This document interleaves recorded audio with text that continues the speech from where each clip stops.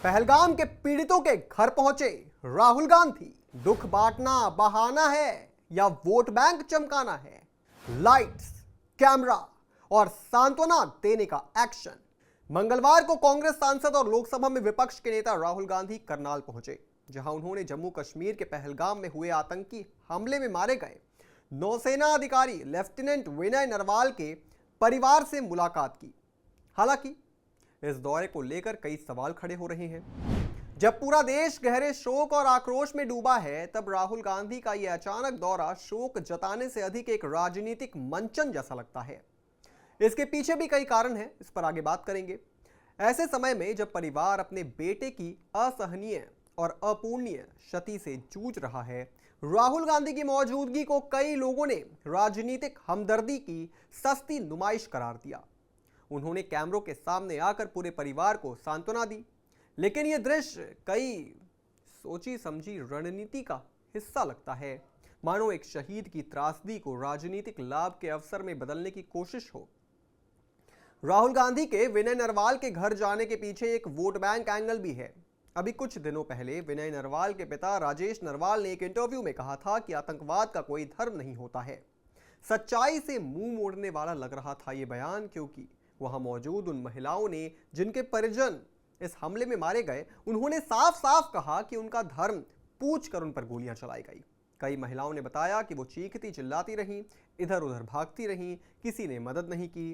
5 साल का मासूम चश्मदीद बता रहा है कि किस तरह कायराना हरकत करके आतंकियों ने वहां पर लोगों को मार डाला। वहां से जान बचाकर भागने वालों में से जो बच गए, उन्होंने इस हमले की पूरी जानकारी दी। मदद के नाम पर 8 से 10 गुना पैसे वसूले गए। ऐसे में सवाल उठता है, आखिर कहां थी संवेदना, कहां थी गंगा जमुनी तहजीब? कश्मीर में कुछ लोगों की तकलीफ जरूर नजर आई, लेकिन तकलीफ आतंकी हमले के बाद रोजगार चौपट होने की, 26 बेकसूरों की हत्या पर उन्हें शिकन तक नहीं आई। फिर इस हकीकत से मुंह क्यों मोड़ना?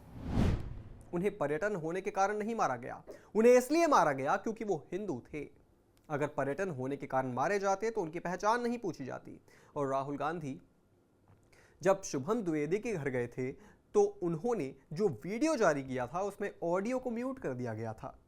जानबूझकर ऐसा किया गया क्योंकि वो लोग ये बोल रहे थे कि उनकी पहचान करके उन्हें मारा गया, और इसलिए मारा गया क्योंकि वो हिंदू थे।